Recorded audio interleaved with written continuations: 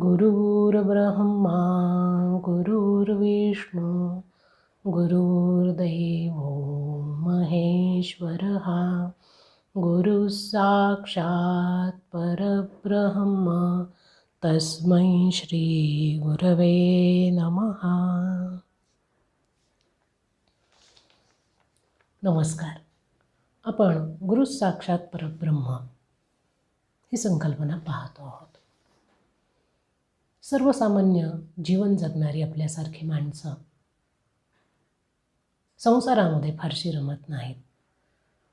संसारातल्या जबाबदाऱ्या पूर्ण करत असताना कुठली तरी एक अनामिक अशी ओढ आपल्याला लागलेली असते आणि ती ओढ स्वतःला जाणून घेण्याची असते की मी नेमका काय आहे, मी कोण आहे, मी कसा आहे. ज्या शरीराला आपण मी म्हणतो ते शरीर आपलं फार काळ टिकणारं नाही. या शरीरामध्ये सातत्याने प्रत्येक क्षणाला परिवर्तन घडत असतं, बदल होत असतात. हे शरीर जे आहे, या शरीराला कुठल्या तरी दुसऱ्या एका गोष्टीमुळे अस्तित्व आहे हे आपल्याला पटत असतं, पण ती दुसरी वस्तू नेमकी काय आहे ते कळत नाही. मग हे जे शरीर, जे स्त्रीचं असेल पुरुषाचं असेल, हे शरीर म्हणजे आपलं सर्वस्व नाही. या शरीरामध्ये काम करणारं मन जे आहे ते म्हणजे मी आहे का, असाही प्रश्न आपल्याला सतावतो. कारण या मनाला अनुषंगूनच आपले सगळे व्यापार चाललेले असतात. आपल्या ज्या आवडीनिवडी असतात, छंद असतात, आपण जे काही क्रियाकर्म करत असतो हे सगळं मनाच्या प्रेरणेमुळे आपण करतो. मग हे जे मन आहे, या मनाला मर्यादा आहेत. मर्यादा या दृष्टीने आहेत की हे मन भौतिक सुख घेऊ शकतं, पण अत्यंत सूक्ष्म असणारं जे आत्मतत्व आहे तिथपर्यंत हे मन जाऊ शकत नाही, कारण मन हे स्थूल आहे. मग मन म्हणजे मी आहे का, तर मन म्हणजे मी नाही. मनाच्या पलीकडे अत्यंत सूक्ष्म अशी बुद्धी काम करते. ही बुद्धी म्हणजेच विचार करणारी शक्ती आहे.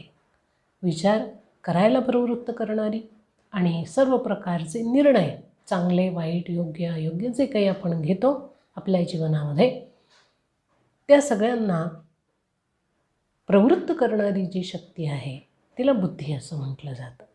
व ती बुद्धी म्हणजे मी आहे का, तर तसंही नाही. कारण ती बुद्धी स्वतंत्र नाही. त्या बुद्धीला देखील कुठून तरी प्रेरणा मिळते. बुद्धीकडून मनाला प्रेरणा मिळते, मनाकडून शरीर इंद्रियांना प्रेरणा मिळते. तेव्हा आपण वेगवेगळ्या प्रकारचं काम करतो, कार्य करतो, जीवन जगत असतो. पण ही जी बुद्धी आहे, या बुद्धीला देखील कुठून तरी आपल्याला प्रेरणा आवश्यक असते आणि ती कायम मिळत असते. मग बुद्धीला प्रेरणा कुठून मिळते, तर बुद्धीपेक्षाही सूक्ष्म असणारं जे आत्मतत्व आहे तिथून बुद्धीला प्रेरणा मिळते. मग ते आत्मतत्व जाणून घेण्याची उत्सुकता, जिज्ञासा आपल्यासारख्या लोकांच्या मनामध्ये कधी ना कधी येतेच. काही प्रमाणामध्ये आपल्याला आपलं बाह्य शरीर तर माहिती असतंच, पण शरीरातल्या अंतर्गत चालणाऱ्या ज्या गोष्टी असतात त्यांचंही आपण थोडंसं ज्ञान प्राप्त करून घेतो. शरीरविज्ञान त्याला म्हटलं जातं. त्यानंतर मनाचं कार्य कशा पद्धतीने चालतं त्याविषयी देखील आपल्याला बरीचशी पुस्तकं वाचायला मिळतात. त्यातूनही बरंचसं ज्ञान आपल्याला होतं.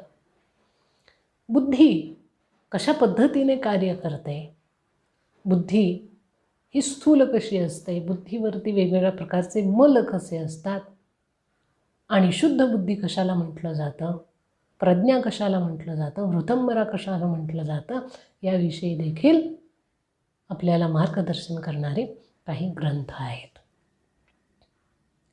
हे सगळं आपण वाचून आत्मसात करू शकतो, जाणून घेऊ शकतो.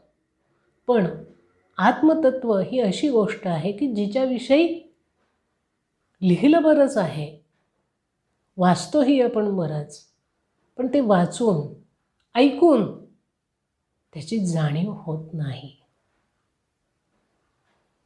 ऐकण्यापुरतं वाचण्यापुरतं ज्ञान आपल्याला होतं, पण ते नेमकं कसं आहे हे जोपर्यंत आपण स्वतः अनुभवत नाही तोपर्यंत ते कळत नाही. मग ते जर आपल्याला अनुभवायचं असेल तर आपल्याला गुरूंची आवश्यकता असते. आणि हीच गोष्ट आपल्याला गुरु दीक्षेच्या माध्यमातून देत असतात. मग ही दीक्षा खरंच आवश्यक असते का? दीक्षा जर नाही घेतली तर काय होतं? दीक्षा घेतली तर काय होतं? दीक्षा देण्याचा आणि घेण्याचा मुख्य हेतू काय आहे? दीक्षेतून अशी कुठली मोठी गोष्ट घडते की जिच्यामुळे आपण त्या आत्मतत्वापर्यंत जाऊन पोहोचतो?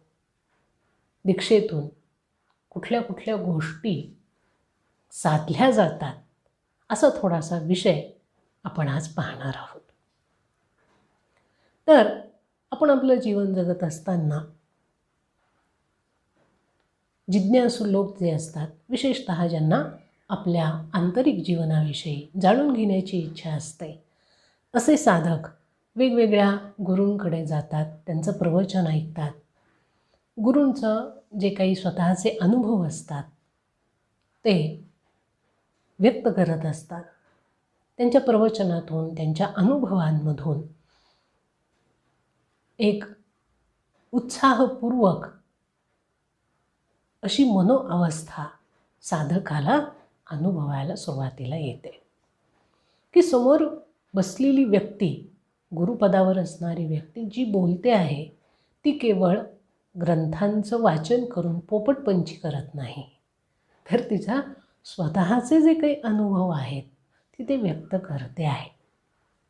आणि ते ऐकल्यानंतर जो उत्साह निर्माण होतो साधकाच्या मनामध्ये, सर्वसाधारण व्यक्तीच्या मनामध्ये, त्याच्याने तो प्रभावित होतो आणि मग मनोमन त्या व्यक्तीला तो गुरु म्हणून संबोधू लागतो किंवा त्याला आपल्या मनानेच गुरु असं मानायला लागतो. ते झाल्यानंतर वारंवार त्या गुरूंच्या सहवासाची त्याला ओढ लागायला लागते. काही काळ असा गेल्यानंतर गुरूंचं जे चिंतन असेल ते तो ऐकतो आणि ते जे काही साधना सांगतील प्राथमिक अवस्थेमध्ये ती साधना तो करतो, किंवा त्याला जी कुठली साधना आवडत असेल, 4 ठिकाणी ऐकलेली असेल, वाचलेली असेल, ती साधना तो स्वीकारतो आणि आपली साधना हळूहळू सुरू करतो. ग्रंथांचं वाचन करतो, त्यांचं चिंतन करतो, काही गुरूंच्या मुखातून काही गोष्टी ऐकलेल्या असतात त्यांचं चिंतन करतो. त्याच्यातून पुन्हा काही शंकाही त्याच्या मनात उपस्थित होतात, त्या शंकांचं निरसनही करण्याचा तो प्रयत्न करायला लागतो. असं सगळं होत असताना त्याच्या मनामध्ये इच्छा निर्माण होते की आपल्याला देखील आपलं अंतस्थ जीवन अनुभवायचं आहे, ज्याला आत्मतत्व म्हणतात, की जे आपल्या संपूर्ण जीवनाचं, आपल्या शरीराचं, आपल्या मनाचं, आपल्या बुद्धीचं प्रेरणास्थान आहे. त्याच्यामुळेच आपल्या जीवनाला अस्तित्व आहे असं जे आत्मतत्व आहे ते आपण जाणून घ्यायला हवं. आणि म्हणून तो त्या गुरूंना शरण जातो. गुरूंना शरण गेल्यानंतर गुरु लगेच त्याला आपलंसं करत नाहीत.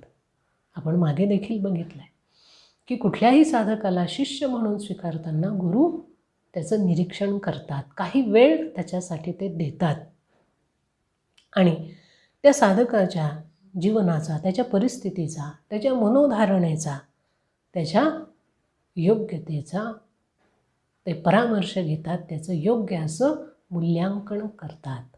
आणि हे मूल्यांकन केल्यानंतर त्याला दीक्षा द्यायची की नाही हे ते ठरवतात. हा कालावधी जसं बालक आपण सुरुवातीला शाळेमध्ये घालतो आणि थोडंसं भांबावलेलं ते बालक असतं, कारण शिक्षकांचा फारसा परिचय झालेला नसतो. शिक्षकांचाही त्या बालकांशी फारसं कम्युनिकेशन वाढलेलं नसतं. पण कालांतराने दोघंही एकमेकांना चांगले ओळखायला लागतात आणि मग त्यांच्यामध्ये एक छानसं नातं शिक्षक आणि विद्यार्थी असं तयार होतं. हे जसं आहे ना, तसंच याही क्षेत्रामध्ये आहे. अध्यात्म क्षेत्रामध्ये साधक आणि गुरु यांच्यामध्ये एक आंतरिक नातं हळूहळू अंकुरायला लागतं आणि मग त्या शिष्याला आतून मनातून वारंवार असं वाटायला लागतं की या गुरूंकडून आपण दीक्षा घ्यावी, त्यांचं अनुग्रहित आपण व्हावं. त्यांनी आपल्याला साधनेचा एक विशिष्ट मार्ग दाखवावा, एका विशिष्ट मार्गाने त्यांनी आपलं मार्गदर्शन करावं. हे जसं जसं त्याला वारंवार वाटायला लागतं, त्या वाटण्यातून त्याच्या मनाची एक धारणा तयार व्हायला लागते. आता ही धारणा कशी असते की मला गुरूंनी स्वीकारावं, शिष्य म्हणून मला मार्गदर्शन करावं आणि ते जे काही साधना सांगतील ती दृढतेने एकनिष्ठेने मी साधना करेन. हे भाव त्याच्या मनामध्ये निर्माण होतात. हे भाव निर्माण होणं आणि ते काही काळ टिकणं, याच्यातून त्याच्या मनाची उत्तम अशी भूमिका तयार होते. जसं जमिनीमध्ये आपल्याला जर बी पेरायचं असेल तर कुठल्याही जमिनीवरती आपण बी टाकत नाही. त्या जमिनीची योग्य मशागत केली जाते, जमीन स्वच्छ केली जाते आणि नंतर बीज त्या जमिनीमध्ये टाकलं जातं. ही जी मशागत असते ना जमिनीची, तशीच मशागत साधक आपल्या रोजच्या थोड्याशा साधनेने, आपल्या शुद्ध आचरणाने आणि गुरूंवर जे आपल्याला ज्यांच्याकडनं दीक्षा घ्यायची आहे असे जे गुरु त्याने आपल्या मनामध्ये नियोजित केलेले आहेत, त्यांच्याविषयीची श्रद्धा, त्यांच्याविषयीची निष्ठा, याच्यातून त्याची मनाची मशागत होत असते. आणि मग ही मशागत पूर्ण झाली की गुरु त्याला दीक्षा देतात. तो गुरूंना दीक्षेसाठी विनंती करतो, निवेदन करतो की मला तुम्ही आपला शिष्य म्हणून स्वीकारा. माझी इच्छा आहे की मला आत्मज्ञान प्राप्त करायचं आहे. गुरु देखील मग वेळ लावत नाहीत, कारण बरेच दिवस त्याला बघितलेलं असतं, पारखलेलं असतं आणि ते त्याला शिष्य म्हणून स्वीकारतात, त्याला दीक्षा देतात. आता ही जी काही आध्यात्मिक क्षेत्राची वाटचाल असते, या वाटचालीमध्ये जोपर्यंत गुरूंकडनं दीक्षा मिळत नाही तोपर्यंत या क्षेत्राची पूर्णपणे वाटचाल होत नाही असं म्हटलं जातं. किंवा असंही म्हटलं जातं की आपणच आपल्या मनाने एखादी साधना घेतली किंवा एखादा मंत्र घेतला आणि त्याचं आपण स्मरण करायला लागलो, जप करायला लागलो,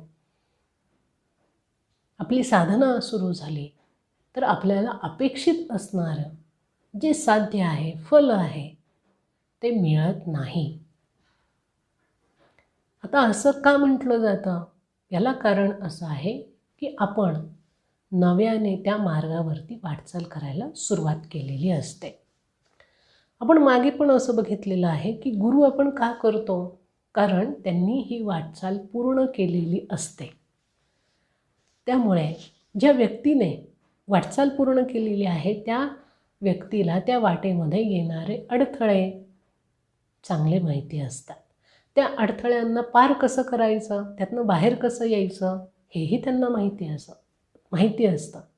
याच्यामध्ये आपलं मन कुठे संभ्रमित होऊ शकतं, मनाला एक चकवा ज्याला म्हणतात तसा सुद्धा निर्माण होऊ शकतो. मनामध्ये नाना प्रकारचे विकल्प ही साधना सुरू झाल्यानंतर निर्माण होऊ शकतात. आणि म्हणून ह्या सगळ्या गोष्टींमधून आपल्याला योग्य ते मार्गदर्शन करणारी व्यक्ती गुरु म्हणून हवी असते. म्हणजे आपणच आपली साधना केली आणि आपणच आपलं पूर्णत्व मिळवलं तर ते योग्य आहे की अयोग्य आहे हा भाग नंतरचा आहे. त्याच्यामध्ये फल का मिळत नाही किंवा पूर्णत्वाला ती का जात नाही त्याला कारण हे आहे. हेही आपण लक्षात घेतलं पाहिजे की हे आध्यात्मिक विश्व पूर्णपणे सूक्ष्म आहे. ते स्थूल इंद्रियांना जाणवत नाही. त्याच्यामुळे याच्यात संभ्रम निर्माण होण्याची दाट शक्यता असते, होतातच.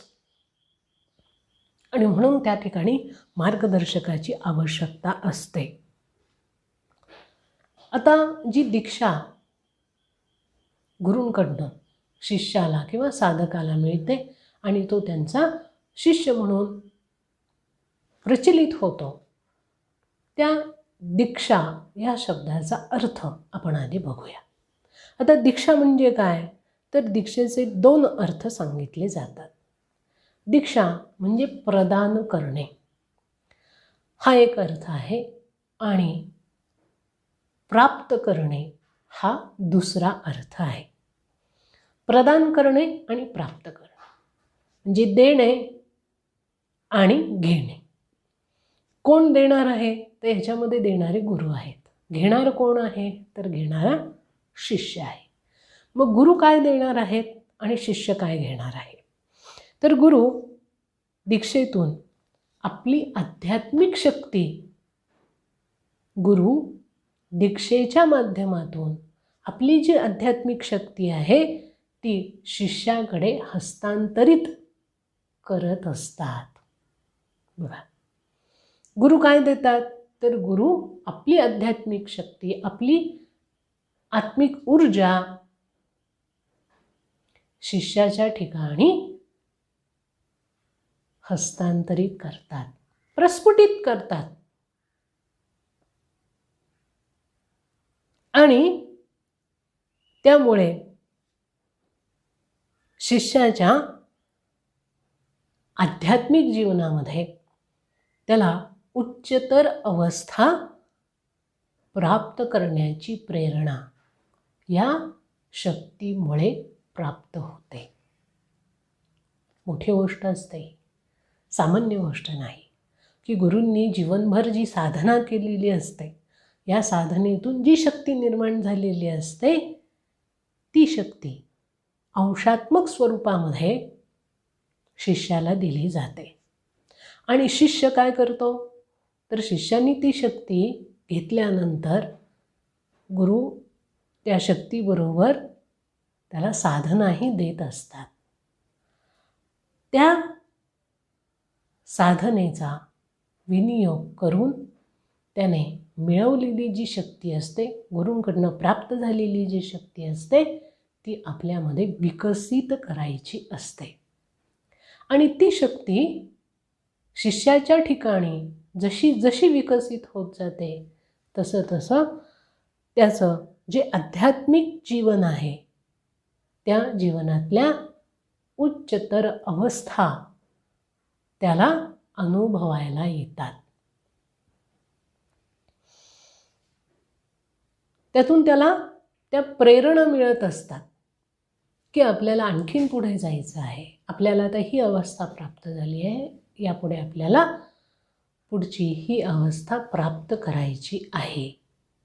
हा अंतरप्रवास आहे, तो कशा पद्धतीने होतो ते देखील आपण पुढे पाहणार आहोत. आणि म्हणून गुरु आपली शक्ती प्रदान करतात आणि शिष्य गुरूंनी दिलेली जी शक्ती आहे ती प्राप्त करतो. शिष्याचं हे कामच असतं की त्याने गुरूंकडनं मिळवलेली शक्ती घ्यायची असते, ती सांभाळायची असते आणि ती विकसित करायची असते. जर गुरूंनी दिलेली शक्ती शिष्याने सांभाळली नाही म्हणजे काय की त्या शक्तीकडे दुर्लक्ष केलं.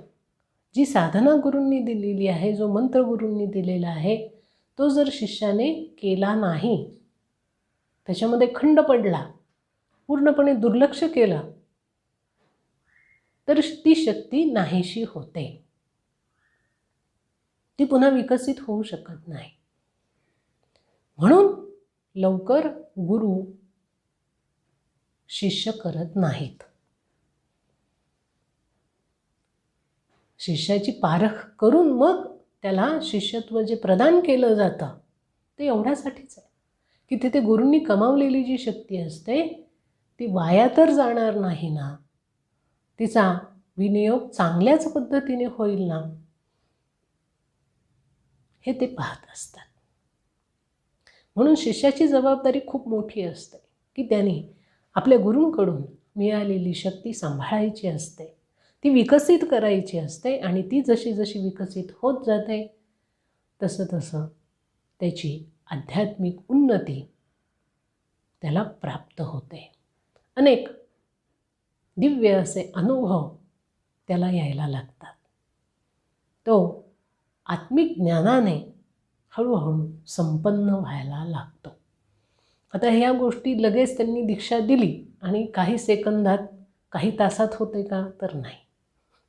दीक्षा दिली की कालांतराने तो जशी साधना करेल, साधनेमध्ये जशी तीव्रता असेल, गुरूंविषयी जशी निष्ठा असेल, गुरूंविषयी जसं प्रेम असेल,